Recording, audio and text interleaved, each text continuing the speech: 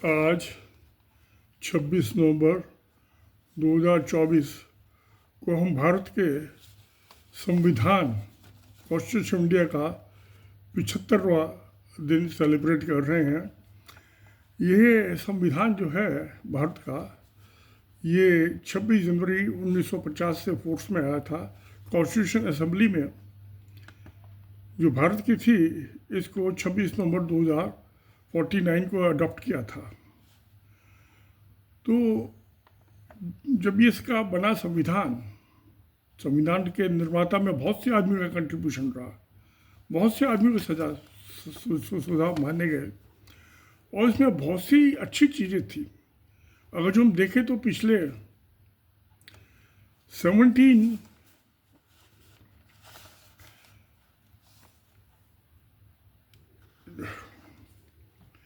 French revolution हुआ था, France में क्रांति हुई थी, राजशाही को ख़त्म करके लोकतंत्र आया था। 1789 जबकि वहाँ के राजा की सब राज परिवार की हत्या कर दी गई थी। उसके बाद इस संविधान में अमेरिकन सिविल वार, जो गुलामी स्लेवरी को ख़त्म किया गया, अब्राहम लिंकन बहुत बड़ी लड़ाई लड़ी, बहुत आदमी मरे इसमें। ये 1865 में निमट गई थी लड़ाई और वहाँ से संवैधानिक तौर पे गुलामी की प्रथा, स्लेवरी जो थी, ख़त्म कर दी गई थी।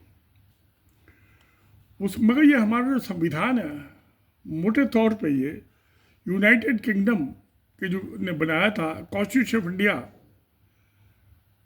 और जो गवर्नमेंट एक्ट 1935, ये 70% कॉन्स्टिट्यूशन जो है वही है जो कि क्राउन गवर्नमेंट ने बनाया था भारत के लिए, और उसी के मुताबिक कानून चलते रहे। तो जो ये उसके बाद जो था, अमेरिकन सिविल वार के बाद जो था, रशियन रेवोल्यूशन हुआ, बोल्शेविक 1917 में, उसका भी बहुत इफेक्ट हुआ। जो सोशलिज्म, समाजवाद जो हमारे उसमें दिखाई देता, वेलफेयरिज्म, सबका भला, वेलफेयर स्टेट, वेलफेयर गवर्नमेंट, तो वो जो है रशियन रेवोल्यूशन का भी इस पर बहुत बड़ा इफेक्ट है। और जो ये अमेरिकन रेवोल्यूशन था स्लेवरी का, तो वो इक्वलिटी, सबकी बराबरी। फ्रेंच रेवोल्यूशन जो था, फ्रेटर्निटी, भाईचारा। तो ये सारे इनका संगम जो है, कलेक्टिव विजडम जो है, हमारे कॉन्स्टिट्यूशन इंडिया में, भारत के संविधान में है।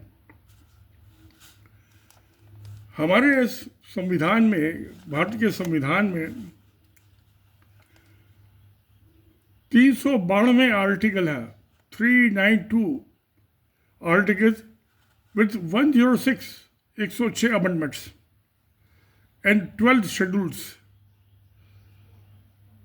ये दुनिया का सबसे बड़ा कॉन्स्टिट्यूशन है और रिटन कॉन्स्टिट्यूशन है।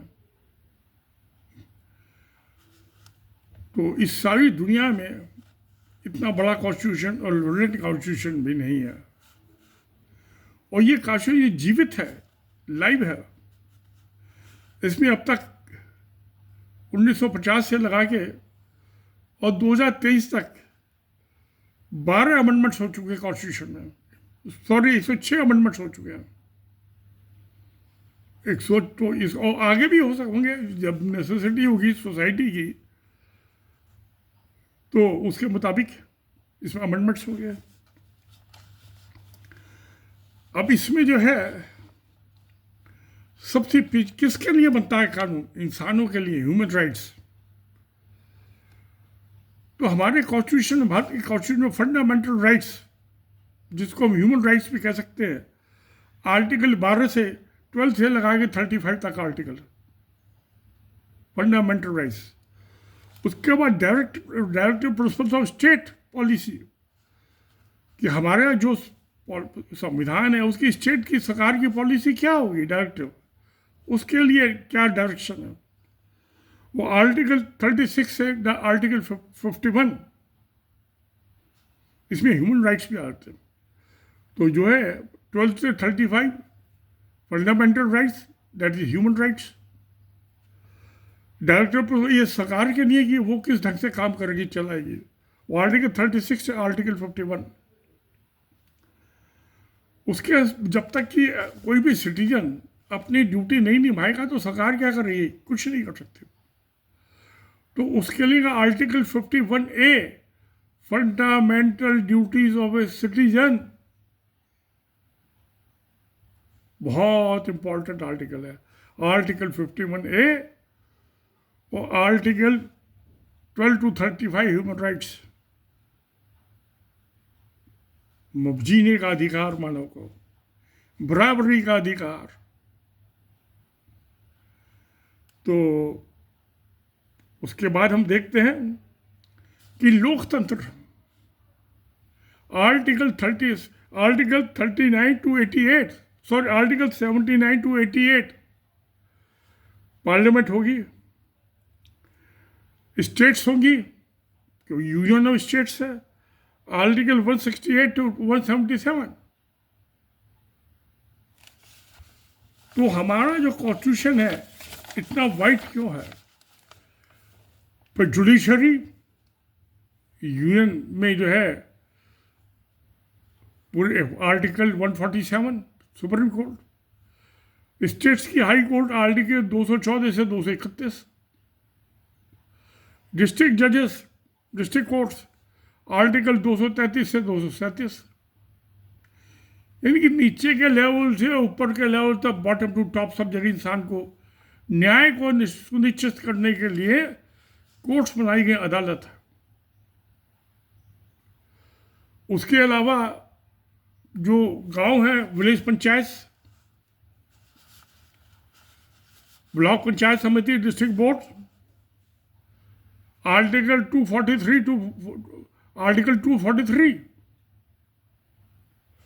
Of municipal bodies, urban areas, ये भी आर्टिकल 243 है। फिर शेड्यूल ट्राइब, शेड्यूल जो एरिया होते हैं, जो कि मूल निवासी हैं, शेड्यूल ट्राइब्स, उनके लिए और उसके लिए उनके एरिया है, आर्टिकल 244। उसमें कोई उनसे जमीन नहीं खरीद सकता,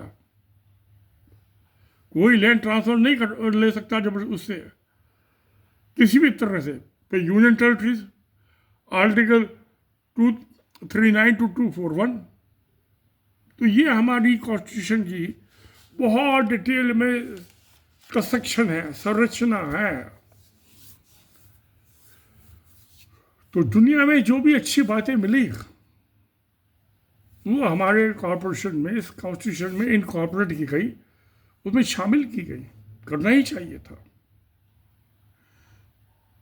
तो ये तो हुई हमारे जो कॉन्स्टिट्यूशन मेकर्स थे, हमारे फोर फादर्स। इसमें अगर जो मैं देखता हूँ कि किनका सबसे बड़ा कंट्रीब्यूशन रहा, तो मैं देखता हूँ इसमें डॉक्टर B.R. अम्बेडकर और जवाहरलाल नेहरू, और उनके और भी बहुत से साथी थे कॉन्स्टिट्यूशन असेंबली में। मगर उसका क्रेडिट जो देना पड़ेगा वो B.R. अम्बेडकर और जवाहरलाल नेहरू को देना पड़ेगा। They were the leading figures in this constitution making. तो अब मैं आता हूँ इसके संविधान के इस्तेमाल पे। क्या हुआ? क्योंकि अम्बेडकर ने, जो ड्राफ्टिंग कमेटी के प्रेसिडेंट थे कॉन्स्टिट्यूशन असेंबली में, उन्होंने कहा था ये हमने संविधान तो बना दिया, मगर ये किताब बन के रह जाएगी, अच्छे आदमियों के, इंसानों के हाथ में जाएगा ये संविधान तो सबका भला होगा। गलत आदमी के हाथ में जाएगा तो इस कॉन्स्टिट्यूशन की वैल्यू जीरो है, कोई मायने नहीं है संविधान के, कोई ह्यूमन राइट्स का मायने नहीं है। अब वो बात सच साबित हुई। अब जब आज हम 75 साल बाद देख रहे हैं इसमें, तो क्या हो रहा है? समरी के हम 1950 से लगा के आज 2024, इसमें we the people of India adopt this constitution, हमने संविधान को अडॉप्ट किया है, तो we are the father of the constitution of India, father और mother of the constitution of India. अब इसके 3 बच्चे हैं, 3 पिल्ले हैं। पार्लियामेंट, स्टेट असेंबलीज,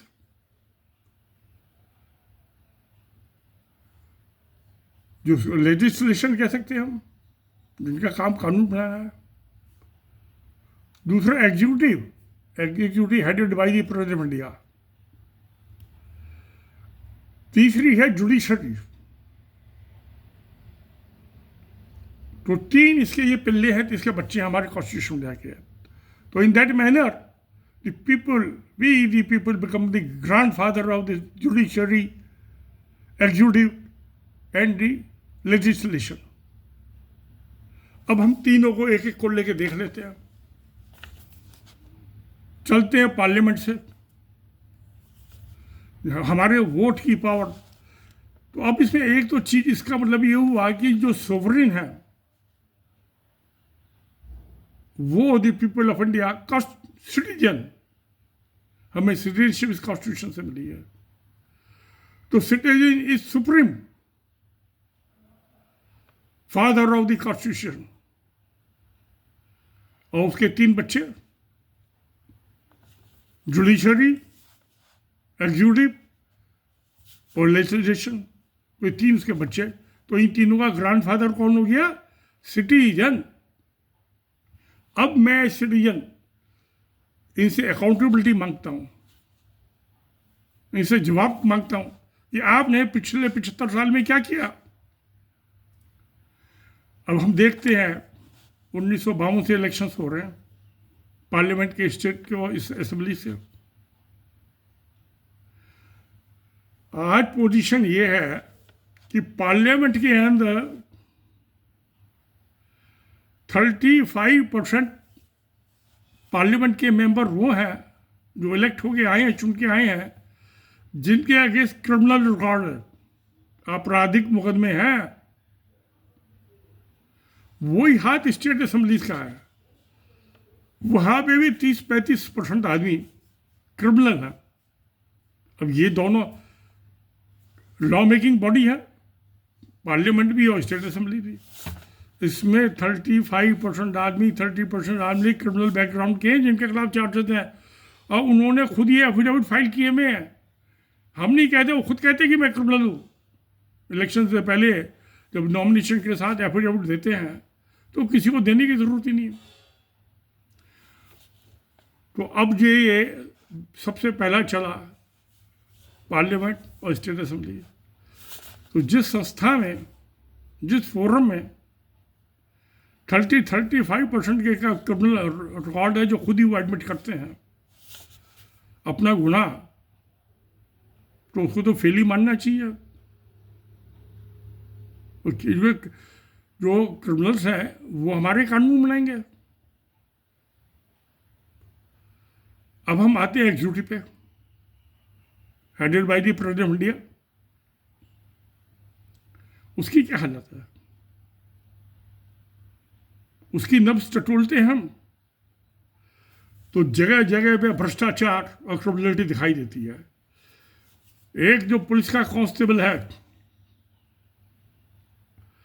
वो प्रेसिडेंट ऑफ इंडिया का नुमाइंदा है, उसको रिप्रेजेंट करता है। एक डिप्टी कलेक्टर है, कमिश्नर है, डिवीजनल कमिश्नर, वो प्रेसिडेंट ऑफ इंडिया का नुमाइंदा है। सारे तरफ भ्रष्टाचार का बोलबाला है। तो एग्जीक्यूटिव भी फेल हो गई। अम्बेडकर के अगर जो यार्ड स्टिक पे देखते हैं हम कॉन्स्टिट्यूशन के, तो फेल है। पार्लियामेंट, स्टेट असेंबली और executive headed by the president of India. अब आते हैं जुडिशरी पे, क्योंकि इन दोनों को कंट्रोल में रखने का काम जुडिशरी का, इनका हेडमास्टर तो जुडिशरी है ना, headed by the Chief Justice of Supreme Court and the Chief Justice of the High Courts.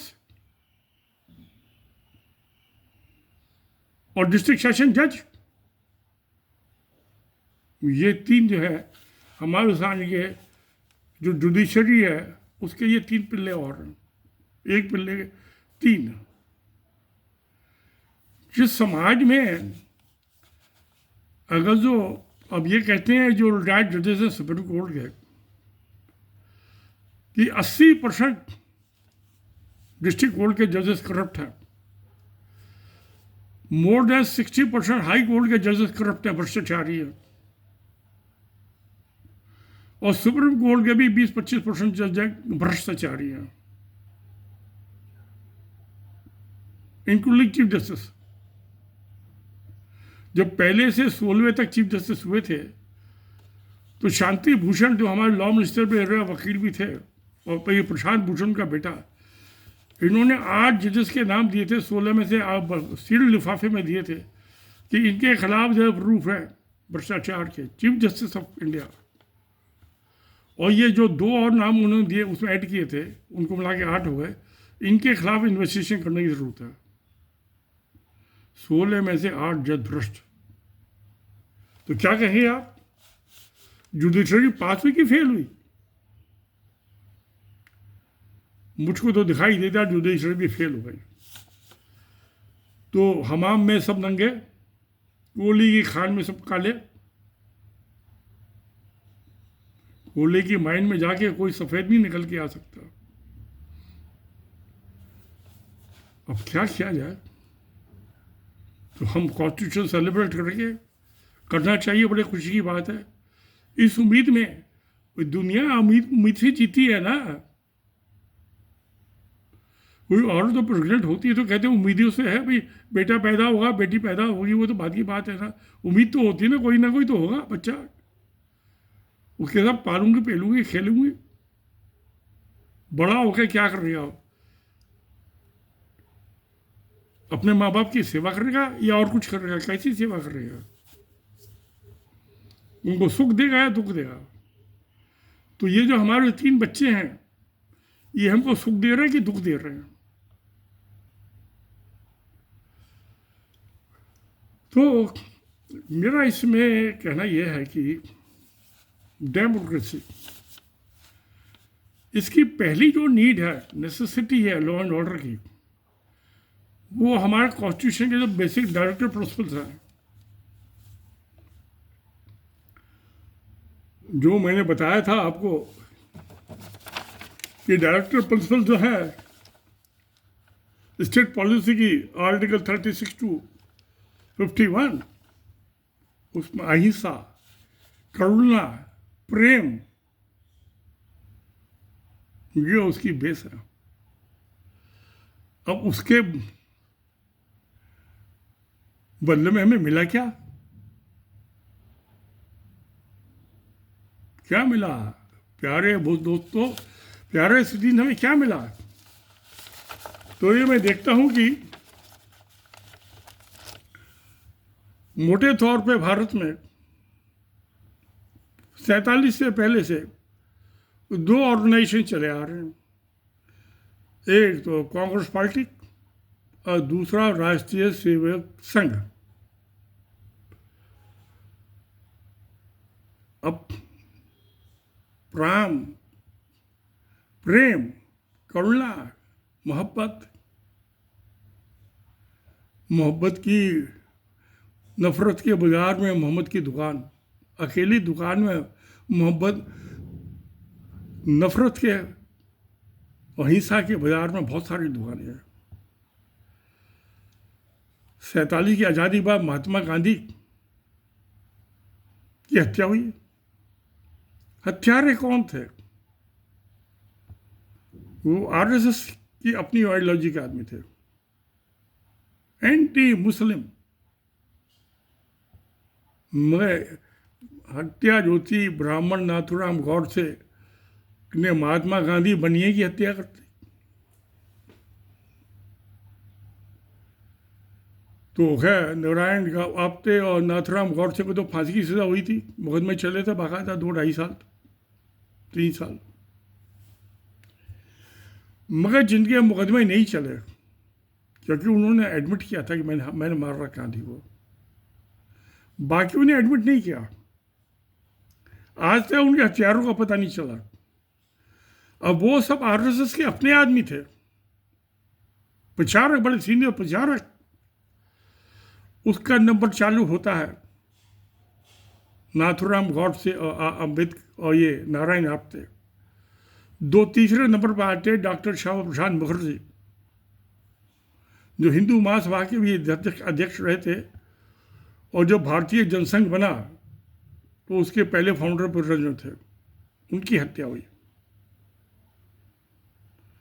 उसके बाद पंडित दीनदयाल उपाध्याय, वो भी बड़े सीनियर प्रचारक थे आरएसएस के, वो भी भारतीय जनसंघ के अध्यक्ष थे।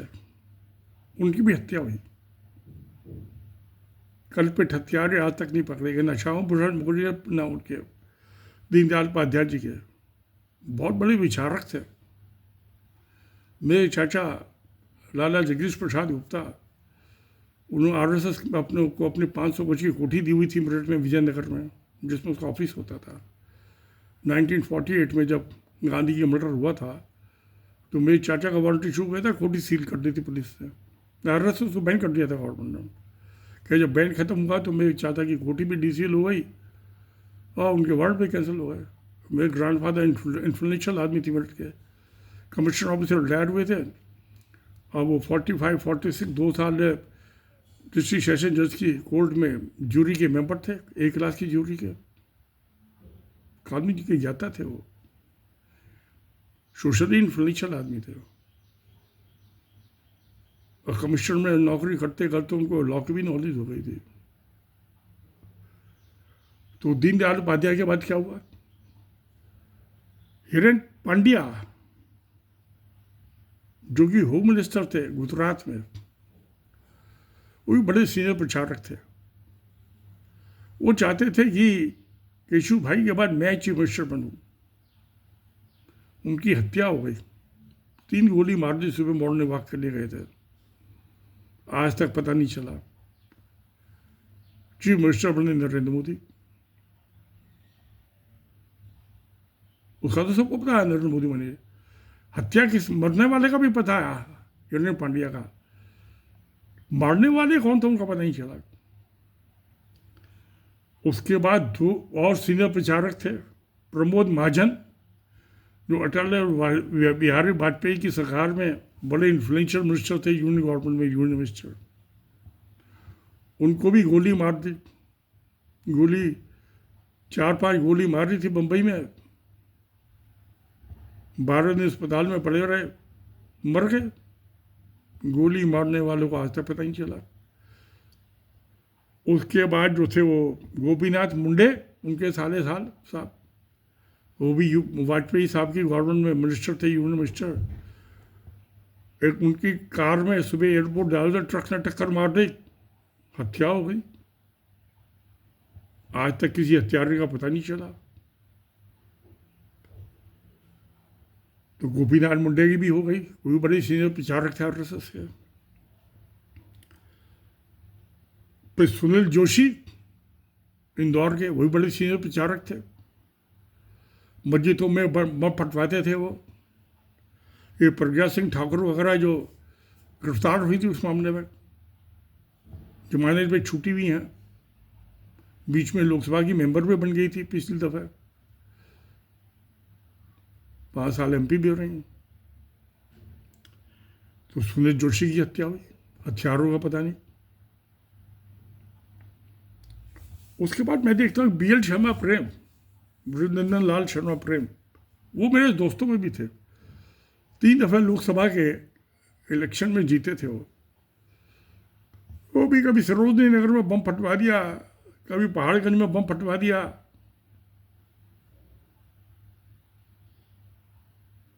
वो भी ऐसी हरकतों में लेकर रहते थे। महान इनके नेता, तो ये मैंने आपको 9 नाम गिनवाए महान नेताओं के, महान प्रचारकों के, जिनकी हत्या, जो 2 को तो फांसी लगी, बाकी 7 की जो हत्याएं हुई उनका हथियारों का पता नहीं चला, कि उन्होंने एडमिट नहीं किया। कहीं एफिडेविट नहीं दिया कि मैंने हत्या की है। हवा में छू मंतर हो गया। तो जो है पॉलिटिकल जो स्टेज है उस पर यह ड्रामा चल रहा है। तो अम्बेडकर साहब ने जो कहा था कि संविधान को इस्तेमाल करने वाले कौन लोग होंगे उन पर डिपेंड करता है। कोई भी अच्छा से अच्छा आप संविधान बना दीजिए, उसी पर डिपेंड करेगा।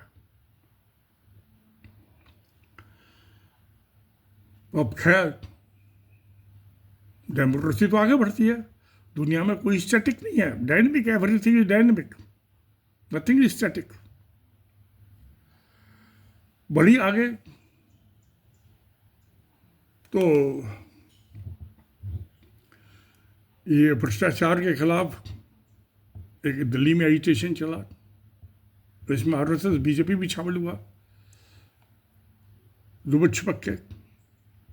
उसमें एक नया सूरज चमका अरविंद केजरीवाल,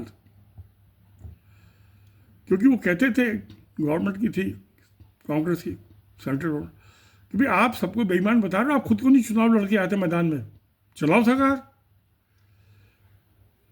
उन्होंने चैलेंज एक्सेप्ट कर लिया केजरीवाल ने, एक आम आदमी पार्टी बना ली अपनी,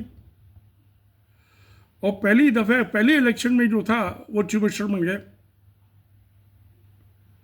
और चीफ मिनिस्टर उनकी 47 और 49 डेज रही थी। सबसे पहला जो काम किया उन्होंने कि जो पेट्रोलियम मिनिस्टर थे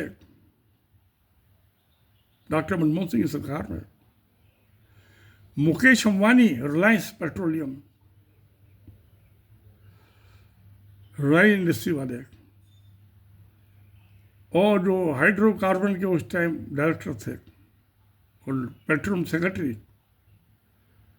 और डायरेक्टर, उनके सबके खिलाफ एंटी करप्शन में FIR रजिस्टर करा दी।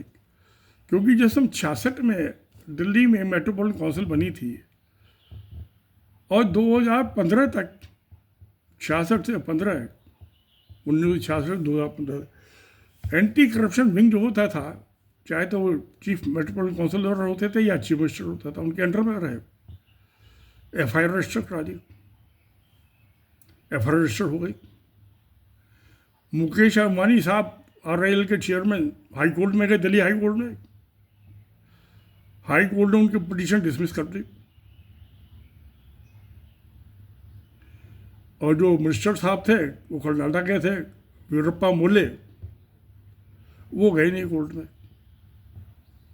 पॉलिटिकल आदमी नहीं जाते हैं, इंडस्ट्रीज को भेज दिया। तो फिर जब मुकेश अंबानी की डिसमिस हो गई तो इनका तो जाने का सवाल ही नहीं उठता था बाकी किसी का। वो FIR आज भी पेंडिंग है एंटी करप्शन विंग में। तो नरेंद्र मोदी ने सबसे पहला काम किया क्या, जब ये दोबारा इलेक्शन में आए, कभी एंटी करप्शन विंग जो है दिल्ली सरकार का, इसको केजरीवाल के हाथ से निकाल दो, नहीं तो ये तो मेरे खिलाफ भी FIR रजिस्टर करा देगा दिल्ली के एंटी करप्शन में। क्योंकि जो CRPC है, क्रिमिनल प्रोसीजर कोड, उसमें टेरिटोरियल जुरिडिक्शन होता है। तो जो दिल्ली का लेफ्टिनेंट गवर्नर है, उसका अपना पिल्ला, उसको उसने थाने का इंचार्ज बना दिया। एंटी करप्शन एक थाना ही होता था ना, पुलिस स्टेशन। अब वो तो अरविंद केजरीवाल एक नहीं 100 कंप्लेंट लिख दी अपने लेटर पैड पे, वो FIR रजिस्टर नहीं कराएगा लेफ्टिनेंट गवर्नर। तो अपनी जान बचाने के लिए, अपनी सरकार बचाने के लिए भ्रष्टाचार भी तो था रही है। तो खैर ये तो इवोल्यूशन ऑफ डेमोक्रेसी है, क्रमवार विकास। चाहे वो जुडिशरी है, चाहे एग्जीक्यूटिव है, चाहे लेजिस्लेशन, अच्छे आदमी भी आते हैं। दूसरी चीज़ ये हुई कि हमारा कॉन्स्टिट्यूशन जो है वेलफेयर कॉन्स्टिट्यूशन है, फंडामेंटल राइट्स, ह्यूमन राइट्स। तो उसके अंदर क्या होना था, उसने कहा भाई सबको, ऐसा मनुष्य मुफ्त बिजली इस्तेमाल कर रहा है, पेट्रोल इस्तेमाल कर रहा है, सरकारी कोठी में रहता है, बिजली मुफ्त इस्तेमाल कर, तो भाई जनता को भी कुछ दे दो, गरीब जिसके वोट से तुम मंत्री बने हो। उनको 300 यूनिट बिजली मुफ्त, 2000 लीटर पानी मुफ्त हर महीने, स्कूल एजुकेशन मुफ्त, अच्छे स्कूल, अच्छे स्टैंडर्ड का सरकार, अच्छी बिल्डिंग बनाई, स्कूल की इंफ्रास्ट्रक्चर बहुत बढ़िया कर दिया, टीचर्स को फॉरेन कंट्री में भेजा ट्रेनिंग करने, अच्छे अस्पताल, मोहल्ला क्लिनिक में। भाई मैं क्यों जाऊँ अस्पताल धक्के खाता हुआ, भीड़ बढ़ के मैं लगूँ, तो मोहल्ला क्लिनिक बना दी जगह जगह। और छोटी मोटी खांसी जुकाम हो गया मैं वहीं चला जाऊँगा, तो वहाँ सारे पैथोलॉजिकल टेस्ट मुफ्त है, डॉक्टर मुफ्त है, कोई फीस नहीं है, दवाइयाँ सारी मुफ्त है, बेसिक जेनरिक दवाइयाँ मिलती हैं, कोई बात नहीं, दवाई तो मैं है ना। तो उससे क्या हुआ कि एक नया क्रांति ला दी। वो कहते हैं हमें पॉलिटिक्स नहीं आती, हम पॉलिटिक्स नहीं करना, हम तो पॉलिटिक्स को रिफॉर्म करने आए हैं। तो पार्टी बनाई थी आम आदमी पार्टी, तो ये कहा था, और उसमें 10 साल हो गए, कामयाब हो गए। भाई कामयाबी होनी चाहिए ना।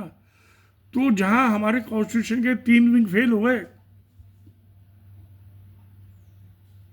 जो जनपत्र दिए 35% खिलाफ क्रिमिनल रिकॉर्ड है, एग्जीक्यूटिव में भ्रष्टाचार का बोलबाला, एक आम आदमी की सुनवाई नहीं है, जुडिशरी में भी चोर बाजारी है, रिश्वतखोर है। एक तो ये हुआ। दूसरा चाहता है सेक्युलरिज्म, कि धर्म निरपेक्ष, सब धर्म की हम सम्मान करेंगे, इज्जत करेंगे। आज का पोजीशन कि धर्म के नाम पे, जाति के नाम पे पॉलिटिक्स चलाई जा रही है।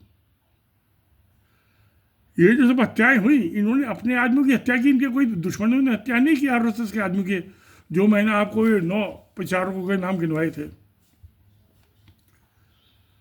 जो धर्म के नाम पे हत्या अपने आदमियों की हत्या कर रहे हैं, क्योंकि उनको गद्दी, उनको मजहब की जो पॉलिटिक्स है वो तो गद्दी हत्याने के लिए है ना, सत्ता हत्याने के लिए। तो कंपटीशन तो सत्ता का है, कुर्सी का झगड़ा है। तो मैं किसी दूसरे को देखा मुझसे तगड़ा तो उसकी हत्या करा दूंगा। हिरेन पांड्या जो था नरेंद्र मोदी से सीनियर प्रचारक था आरएसएस का, हत्या करा दी। क्या इंसान तो जन्म लेता, मरने के लिए जन्म लेता, उसका और काम क्या है? मर गए, छूट गए इस दुनिया की बला से, पापी दुनिया से। अब क्या है?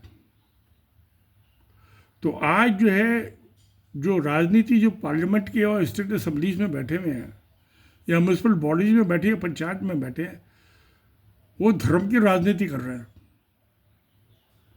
जो एग्जीक्यूटिव है हेडेड बाय, वो भी सब रिलीजियस है। ये सुप्रीम कोर्ट के जज जो हैं, ये भी सारे 100% कम्युनल है।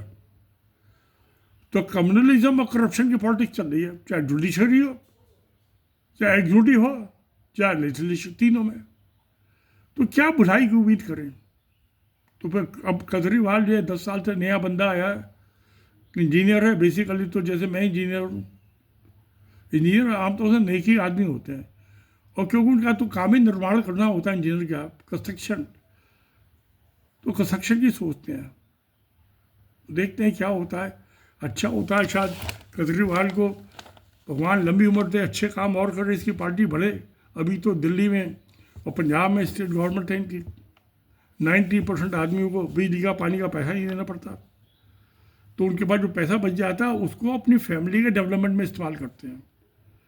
तो परिवार की भलाई होती है, और परिवार जो है सबसे छोटी यूनिट है। परिवार के बाद ही तो है शहर है, गांव है, उसके बाद जो है स्टेट है, उसके बाद सेंटर है, यूनियन है, यूनियन इंडिया। तो सिटीजन कौन है? सिटीजन तो एक परिवार का सदस्य ही है ना। नागरिक तो परिवार का सदस्य है, बेचो माइनर अभी बच्चा है, वो भी सिटीजन है। सिटीजनशिप का उसका भी राइट है, कॉन्स्टिट्यूशन में लिखा हुआ है। तो ठीक है, सब बात हो गई मोटे तौर पे। नमस्कार, धन्यवाद, सत्यमेव जयते।